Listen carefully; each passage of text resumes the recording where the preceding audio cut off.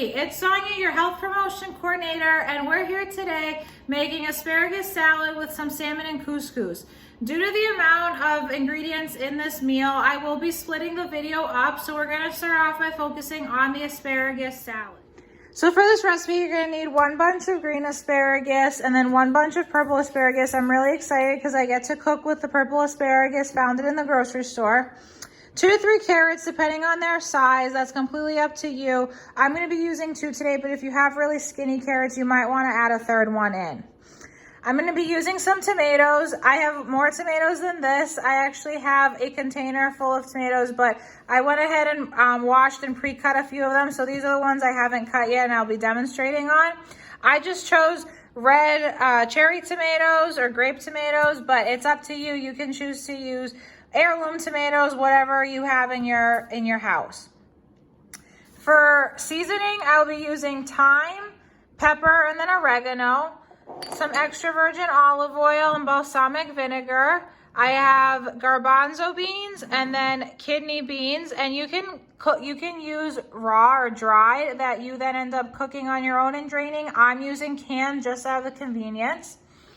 Some honey, Dijon mustard, blue cheese. If you have feta cheese, you can feel free to substitute the blue cheese for that. Or if you have gorgonzola, that works too. Some kalamata olives. You're supposed to get a half cup of kalamata olives, but right now we're working with what we got, and this is it. So not quite half a cup. And then bell peppers. I would actually opt for getting the large bell peppers. When I went to the grocery store, they were kind of wrinkly, and so I ended up just buying a bunch of the sweet mini bell peppers, and you can cut them up and slice them. They work just the same. These are just a little bit more fun normally to eat with a dip. You don't always have to chop them up, so it's kind of up to you and what you have in your house. So to start off cooking, you're going to want to make sure that you wash your hands for a minimum of 20 seconds using warm soapy water. Make sure when you are washing your hands that you get underneath your fingernails, in between your fingers, and around your wrists. This is good practice whether we're in the middle of a pandemic or not. I went ahead and already washed my hands, so I'm not going to show you that part. If you look at some of my other videos, I do show you the proper way to wash your hands, or even if you reference CDC guidelines, they're a great resource too. After that, we're going to go ahead and turn on a pot of boiling water, and so I'll take you over the stove to show you that. Cooking asparagus can be kind of tricky. You don't want to end up with roasted asparagus for the salad. You don't want them to be wilted or kind of mushy in texture. You still want them to remain semi-crunchy, but you want it to be kind of cooked. So we are going to blanch the asparagus. So I'm going to take you over my stove and show you what I'm doing with the water there. All right, so here's my pot of water. I just filled it up from the tap. I haven't turned the stove on yet. You can see that it's a pretty large pot. You want this so that way your vegetable, in this case our asparagus, all fits in nicely and you're not kind of trying to shove the asparagus to be covered by the water. With blanching, you quickly put in your vegetable into boiling water. You let it sit for a maximum of 60 seconds. Take it out and then put it in cold water. So I actually have a bowl of cold water here waiting, where I will go ahead and just dump the asparagus in after I've blanched them. All right, so I'm gonna go ahead and I always like to put it at the 8. Different stoves have different readings, but on mine, 8 tends to get the water to boil at just the right pace, right temperature. Okay, so while our water is boiling, we can go ahead and begin preparing the asparagus. I went ahead, because a lot of what we're using today is fresh produce, I already pre-rinsed everything, actually even including the canned beans. So I have our asparagus. I have already cut a few of them, but I still need to cut these, so some of the purple and some of the green asparagus. So after you finish rinsing them thoroughly, just to wipe off any dirt, you're going to want to cut off the bottom.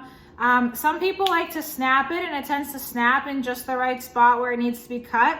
If you don't want to snap, I would recommend cutting off like about 1 inch of the bottom, and that part is what's going to be harder and less tender. So no one wants to be sitting there just kind of gnawing away on a stalk of asparagus. Asparagus is actually a really inexpensive vegetable. A lot of grocery stores tend to have it on sale. I got both bunches for $1.25 each. And so that's not much considering the fact that this serves around 6 people. You can buy asparagus. So as you can see, I have both purple and green asparagus. They also make white asparagus. So you can buy that if you find it. It's the exact same, you know, when you're looking for the shopping tips, you want to buy one that has a nice vibrant color to it. You don't want it to look already wilted. You don't want the bottoms to look wrinkly. So that's just what I look for, and that's the same whether you are buying purple or green asparagus. So asparagus is also really versatile. You can use it in egg bakes or frittatas. You can obviously put it in salads the way I am right now.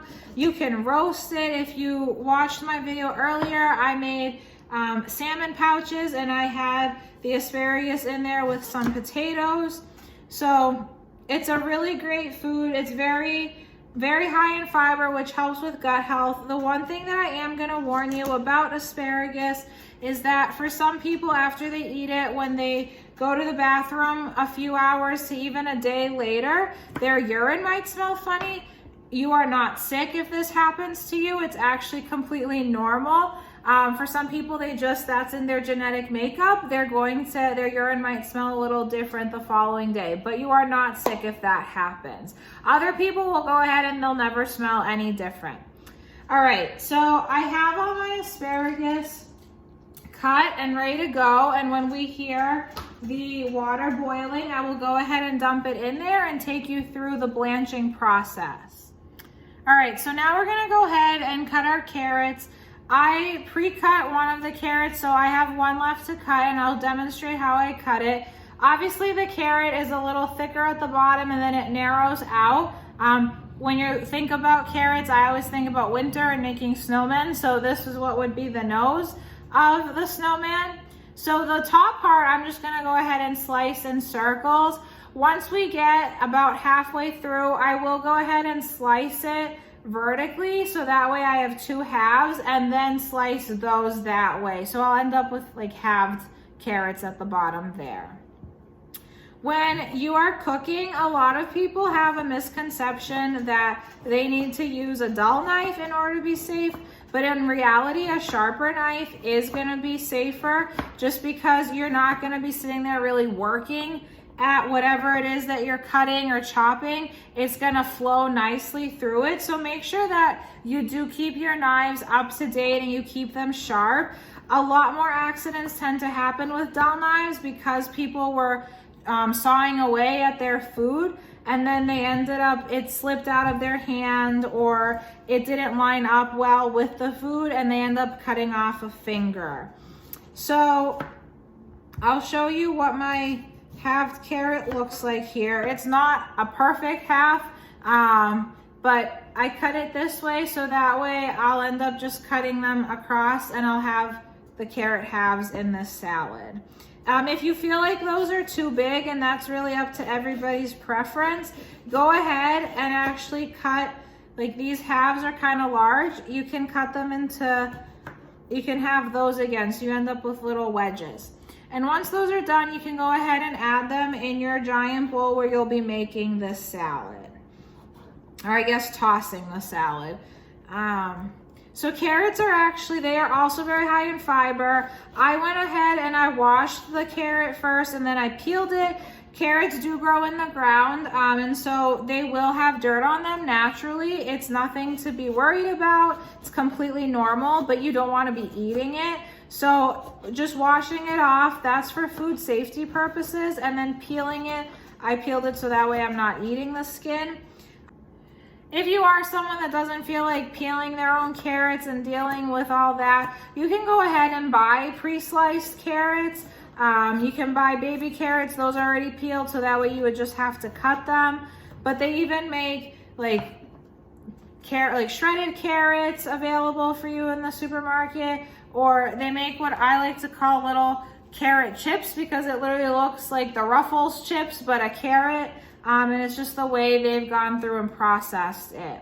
So carrots are also really high in beta carotene, which is important for eye health. Beta carotene in our body actually ends up being turned into vitamin A, which helps fight off infection too. So they're a very nutrient dense food. I enjoy eating them raw. I don't really like them cooked, but you can add them to soups if you'd like.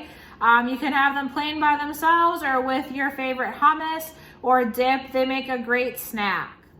All right, so next we're gonna move over and start working with our tomatoes. So I have already pre-chopped some of the tomatoes, but I have a few left here to demonstrate for you. One of the things with knife skills that I do want to emphasize is when you're holding the knife, instead of gripping at it like a claw, you want to almost form like a solid line here so that if the knife were to slip, it wouldn't slice anything off. It would just glide off against your hand. So when you are grabbing the tomato, holding it like this, see how my hand has formed that solid line? I'm not holding it like that, risking cutting off a finger. These tomatoes are slightly bigger than I had expected, so I will actually be quartering them. If your tomatoes are small, feel free just to have them. I don't recommend eating them whole. I like to have mine just so that way I'm not chewing or trying to poke a huge tomato. Sometimes when you try to poke a cherry tomato, it goes flying out of your plate. So this helps prevent that from happening. Tomatoes are actually high in vitamin C. A lot of people think of citrus fruits as being high in vitamin C, but tomatoes do have a lot of vitamin C in them, which helps boost immunity. They are actually a fruit that we consume as a vegetable. So a lot of people, when you ask them to name a vegetable, they would think of tomatoes, but it is technically a fruit. They are also high in lycopene. So for any men who are watching this, or for women, if you have any men in your life, lycopene is really important for prostate health. I like tomatoes because they are also very versatile, and you can add these to your pizzas. I did that earlier. You can add them to egg bakes. And tomatoes actually also come in a variety of colors. One interesting thing about this meal that we're making is a lot of like the asparagus, the carrots, the tomatoes, they come in different shades. So for example, the carrots, you can get purple, red, yellow, white carrots. With tomatoes, you can get heirloom tomatoes, yellow tomatoes, orange tomatoes. They're all chock full of nutrients, and I encourage you to use what you have in your house. We're also approaching summer, and so a lot of people like to grow tomatoes in their backyard, and I think that's something that anyone can kind of grow no matter the climate. So if you do choose to plant tomatoes this summer, at the end of the season, around August or September, you can enjoy your own garden fresh tomatoes. All right, and now we're gonna go ahead and finish chopping our baby bell peppers. I have one of each color left, a yellow, a red, and an orange. So when you are buying peppers, you wanna make sure that your bell pepper is not wrinkly. If it is wrinkly, I would avoid it, it's an older pepper. If that's what you have in your house, that's fine, you can use it, but there's no reason for you to pay for that from the grocery store. I'm gonna start off by chopping off the ends. And actually, before we proceed here, the water's boiling, so it's ready to put the asparagus in, and now's the time. All right, so I'm not sure if you can hear this, but our water is boiling, and you can see one other way to tell is the bubbles that are forming. So we're gonna go ahead and place the asparagus in there, and then after we place it in there, you'll literally keep it in for a max of 60 seconds, and then take it out. So I'm gonna start placing it in. I will turn the camera off for a little bit just because I don't want it to splatter and come back at me. All right, here we go. If you have tongs, they would be a good option to use right now. I'll be doing it in batches. So I'm gonna start timing. We're not quite at 60 seconds yet. And then if you do have tongs, it's really easy to just take them out with the tongs. I don't have tongs, so I'll just be using some kitchen utensils. Once you blanch it, you want to take it out immediately and put it in the cool water so that way it stops the cooking process and you don't end up with your own wrinkly and overcooked asparagus. All right, so we took out our asparagus, and now I put them in cold water, which is turning kind of warm. If you have ice water, that works too. it just helps stop the cooking process, and it also helps the asparagus retain its color. So you'll let it sit for about another 60 seconds, and then you'll transfer it over to a dishcloth or a dish towel, a dry, clean one, and you can pat it dry there. You want to do this, you don't want to use a paper towel because that's going to just get really soppy really quickly. You don't want to use your already wet dish towel. You want to really make sure that it's clean. And it's also environmentally friendly to use a dish towel that you can then throw in your laundry rather than paper towels that would end up being thrown in your trash. All right, so here's my bowl of asparagus, and I'll begin placing them on a clean, dry dish towel. I have one right here. Mine has rabbits on it. Woohoo. So I'll go ahead and put that on my counter and then just place the asparagus on that to dry. All right, so since I have a lot of space on the towel, I can go ahead and really spread out the asparagus so that way they dry. I would recommend spacing it out and then kind of just bringing over the edges and patting it dry, or even letting it dry on its own. That's completely fine.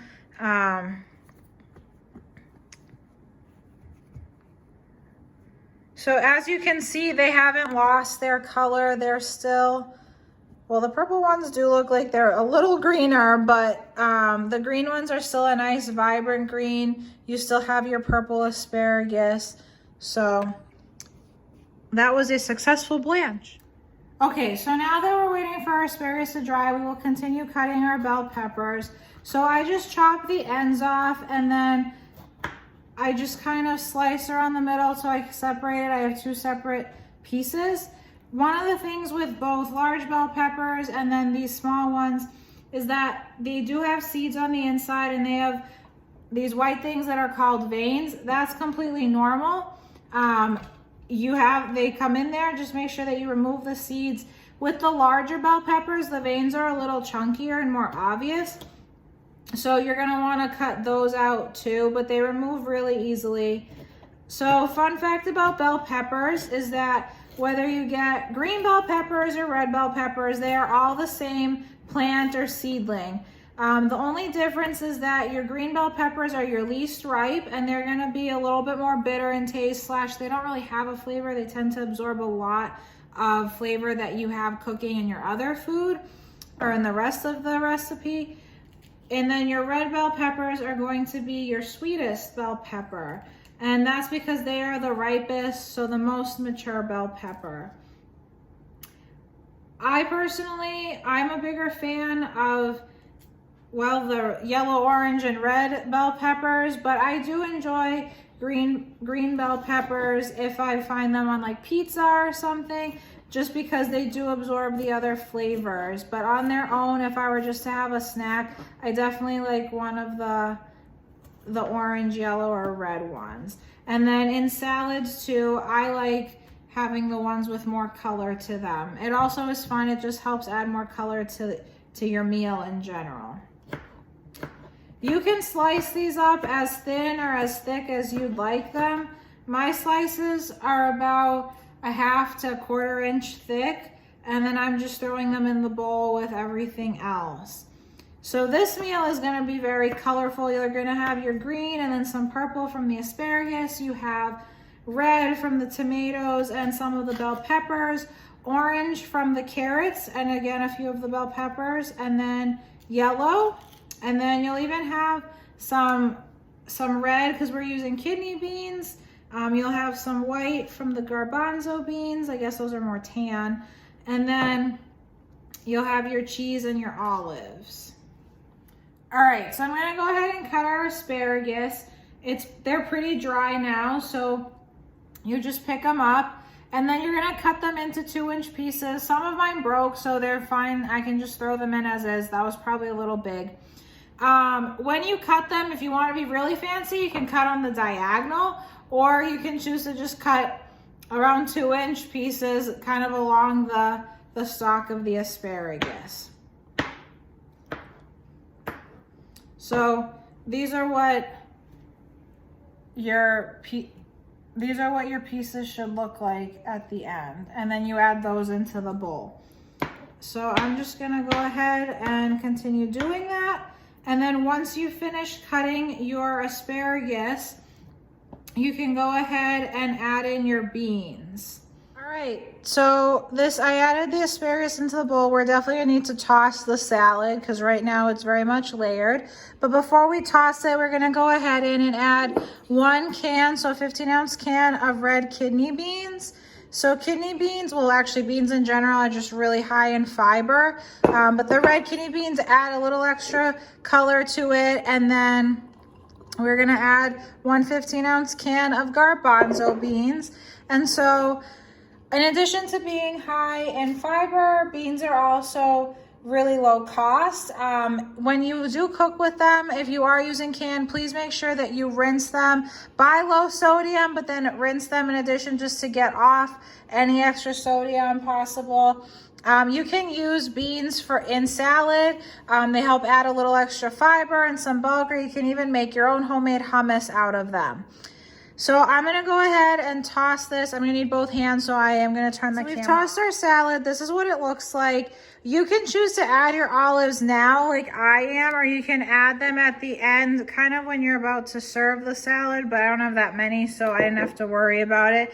I'll make sure to toss these in once I add the vinaigrette. The recipe also calls for a 1/2 cup of cheese. I'm using blue cheese today, so a 1/2 cup is about 4 ounces.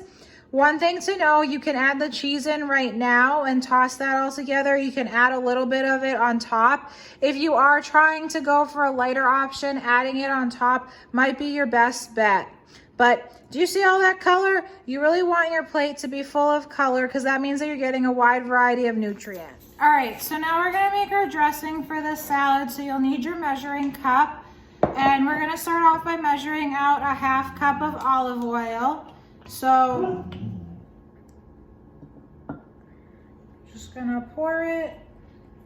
I'm using extra virgin olive oil for this. If you've listened to any of my other videos, you know that I really like extra virgin olive oil. So, all right, we measured out a 1/2 cup.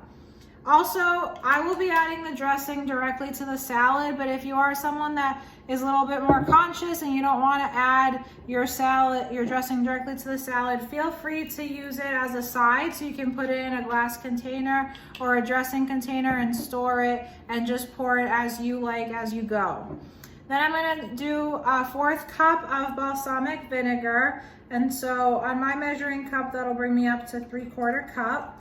If you have a small measuring cup, you could start off by doing the balsamic vinegar first, but I have a large one, so it's easier to measure out the 1/2 cup of olive oil and then just add a 1/4 cup to that. I talked about this in my other classes, but you want to look for the dip, the meniscus. So if you are looking at it, you can see we are at exactly 3/4 cup. All right, I'm gonna go ahead and add my seasoning. All right, so I'm gonna go ahead and use a 1/4 teaspoon of oregano. With seasonings, you don't want a heaping teaspoon just because a little bit does go a long way. So be careful. Like, flavor is good, but you don't want so much flavor that it's overpowering and overbearing. And then you could add salt to this, but I'm choosing not to just because I am gonna add blue cheese into it. And so I feel like I'll get enough sodium from that. And then a 1/4 teaspoon of thyme.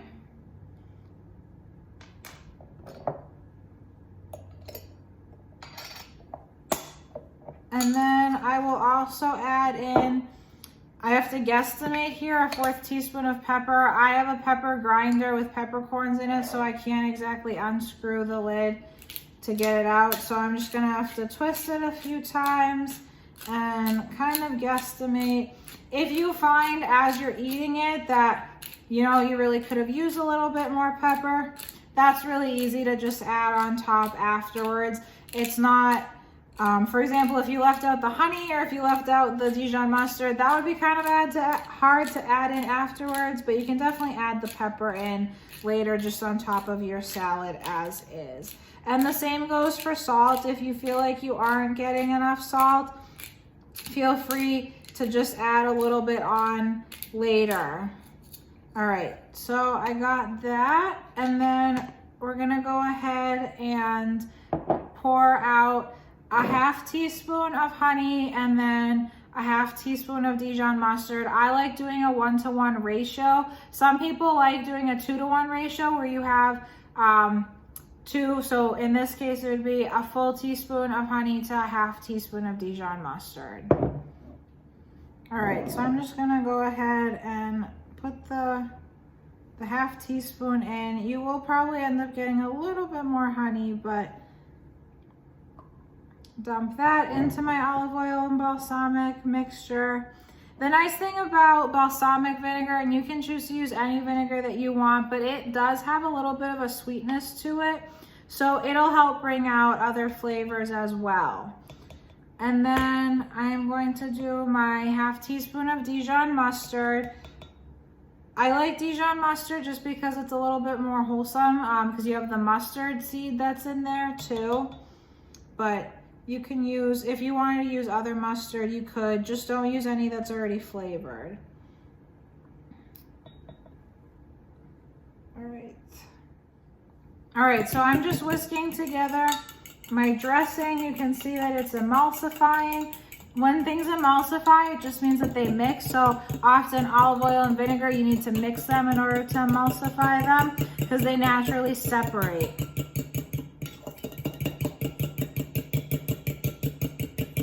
If you have a whisk, you can use that. All right, so now that this is done mixing together, I'm just gonna go ahead and pour it over our salad. All right, so just pour it evenly over it.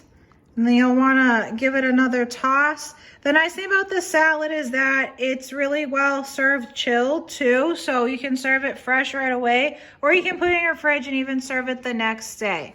I will be cooking salmon and couscous later on, and so I'll show you the final product with them all on my plate. But look at that color. Eat the rainbow. We're back and we're gonna make our salmon. So I'm using wild caught Alaskan salmon, and mine actually comes in little already individual wrapped packets. So if you have watched my other videos or know me, you know that I like to always have leftovers. It just, I don't know, it's fun, it's easy, and I like making food that serves more than one person and can last me for more than one day. So I actually went ahead and defrosted both. When you're defrosting either meat or fish, you want to make sure that you put it in the fridge. A lot of people will defrost it in their kitchen sink or on their kitchen counter. And while a lot of people do that, for food safety measures, that's not safe. So you want to always put it in a bowl and put it on the bottom shelf of your fridge. That way, if there were to be any juices or liquid that came out of that, it wouldn't contaminate fresh produce. For example, apples or berries that you just eat, having washed them, you don't necessarily cook them. So we're gonna go ahead and remove them from their pouch. I'm actually gonna use a pair of kitchen shears to slice this open. One thing when you are using kitchen shears to cut any meat product or to even cut through the container, you wanna make sure that your kitchen shears do come apart so that way you can thoroughly wash them, and I'll show you what I mean.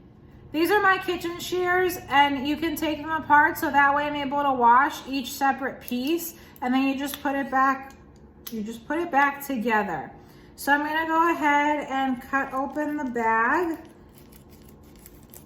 And I just have, before I actually touch the fish, I just have a Le Creuset pan. You can use any pan that you have. The fish fillets aren't too big, so this one will be fine. But I'm just gonna slice it open and then pull out my salmon.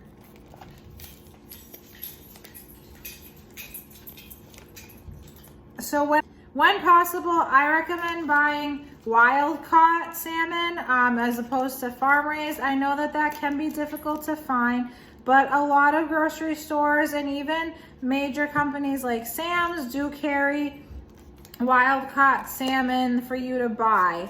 When I buy meat or fish products, I always like to go for the option that isn't seasoned, so that way I can go ahead and season it myself. This helps me make sure that I know what's entering my body, so I know what I'm seasoning it with, and it helps me avoid added fats, sugars, or sodium. All right, so since I touched fish, I'm gonna go ahead and throw it out, but I am also gonna wash my hands just to prevent cross-contamination. I know that the fish is going in the oven, but I'm then gonna also handle some spices, and those you reuse, so the container won't be cooked, and so that way I don't wanna spread any foodborne illnesses. All right, so I have my salmon in my pan right here. And actually, before we start seasoning it, I'm gonna go ahead and set the oven to preheat to 350 degrees. And so I'm just gonna hit bake, 350, start. All right, so I'm gonna go ahead now and begin with my seasoning. So I have my extra virgin olive oil. I'm gonna go ahead and use about 2 tablespoons of extra virgin olive oil and pour that over my fish. Not only does it add seasoning, but it also helps prevent the fish from sticking at the bottom of the pan. So after I'm done pouring it, I always like to kind of swirl the pan around so that it really covers and coats the bottom. If you can see it right here. All right. And then I'm gonna go ahead and use the juice of 1 lime. You could use red wine vinegar if you had it. You could use a lemon. I'm choosing a lime because that's what I have, and so that'll be the acid to this. It'll give it some flavor. This is not the juiciest lime I've ever seen, so definitely gonna have to use the whole one. If you had a really juicy lime, you could probably get away with just using the juice of half of the lime, but this one is not very juicy. One way to actually tell, so sometimes the thicker skin limes tend to be the ones that are less juicy, while your thinner ones just have a lot more juice in them, and you can get a lot more when you squeeze them. But it is a-okay. So if some pulp falls on your salmon, that's completely fine too. That's not a big deal. You don't have to worry about removing it.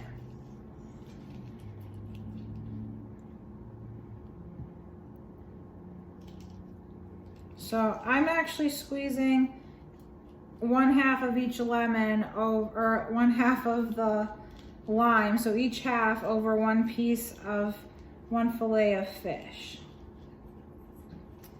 This is a pretty plain and basic, simple seasoning. You don't need anything too elaborate, especially partnered with the salad. You'll get a lot of flavor from that, so you don't have to worry about having this super flavorful, really elaborate seasoning for your fish.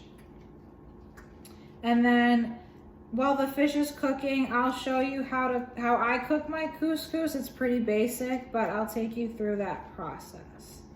All right, so now I'm just gonna go ahead and add my seasoning. Again, I'm gonna add about 1/4 teaspoon of pepper, but I don't have the ability to measure that, so we're just gonna grind it out here with the peppercorn grinder.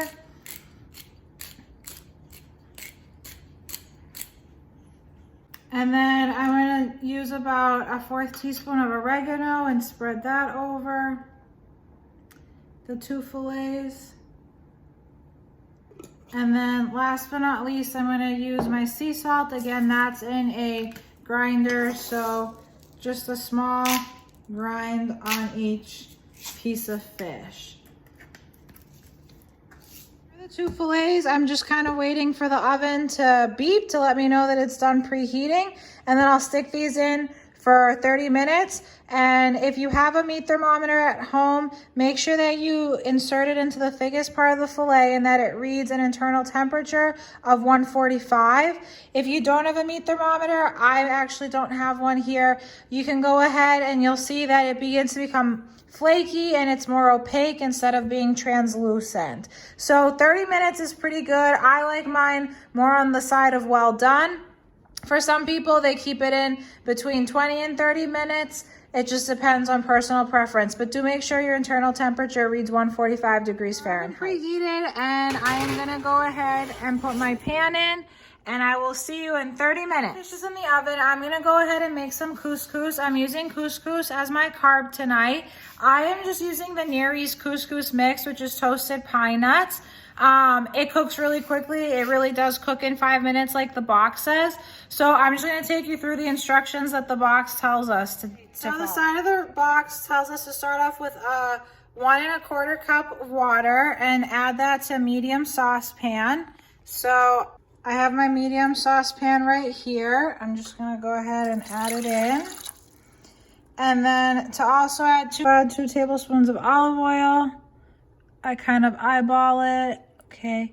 If you are looking for a low-fat option, the box even says that you can omit the olive oil. And last but not least, we're going to add the contents of the spice sack or spice pouch in there. So it's empty, it's all in there. We're going to go ahead and mix these together. So I'm just going to turn it on, and I put it on 6, so kind of medium heat. And then we're just gonna begin stirring. And so this will end up boiling, and once it boils, you'll add the couscous. All right, so we've been sitting here, we've been stirring, and as you can see, it's beginning to boil. Like if I stop moving it, you'll see the bubbles forming. So once it's ready and it begins boiling, you can go ahead and add your couscous in. So I'm just going to dump the contents of the box in here. This is where you have to be quick. So you'll stir in the contents and then cover it, remove it from the heat, and let it sit for about 5 minutes. So just mix it in enough. You don't want it to begin quite cooking yet. All right, and so now that this is all mixed together, I'm gonna turn my heat off and put it on a burner. I just moved it to the back burner and I covered it, and I'll let it sit for 5 minutes, and so I'll see you 5 minutes. So we're gonna go ahead and remove the lid off of our couscous. And it says before you serve it, just to kind of fluff it with a fork so you can see it really rose. It kind of fluffed itself up a little, and then we're just gonna, you literally just take your fork, almost as if you're outside raking your lawn, you can rake the couscous to really fluff it up. So I'm gonna go ahead and get the couscous out of here, put it in a separate container, and begin to get my plate ready, because in about 12 to 15 minutes, my salmon will be coming out of the oven. So I will see you then. 30 minutes are up, which means that our salmon should be ready to take out of the oven. As always, when you're removing things from the oven, make sure that you use your oven mitts. I have one on, I'm gonna get the other one and take it out of the oven and show you our final process. So here is the salmon straight out of the oven. You can see it's more opaque. It doesn't look translucent. I'm gonna go ahead and take it out and place it on my plate. One thing that I personally do before I actually put the salmon on the plate that I'm gonna eat is I take it out of the pan, flip it over, and descale it. So I'll show you that process here just a second. So here's the underside of my salmon. You can see that there's still the scales left on it. I'm just gonna go ahead and scrape those off. You can use the back of your fork. It does go by a lot easier when you have 2 hands, but see how easily it comes off? And then I just put it in a paper towel or a napkin and throw it in the trash afterwards. So here is our final product. You can tell we have a very colorful plate. We have our Alaskan wild-caught sockeye salmon, which is our lean protein filled with omega fatty acids, good for heart health. We have our couscous, which is our grain. It provides us with carbohydrates needed to get throughout the day. And then we have a wide mix of vegetables and fruits, lots of color, and even some dairy with the cheese, providing us with all aspects of the My Plate diagram, making this a heart-healthy, nutrient-dense dish. I hope you've enjoyed this home cooking session with me. If you try this meal and you substitute anything else, for example, if you use chicken instead of salmon, or pasta instead of couscous, quinoa maybe, be sure to tag us at UND Wellness, give us a shout out, and send us a pic. We'd love to see what you're making at home. That's all for now. Have a great day. Bye.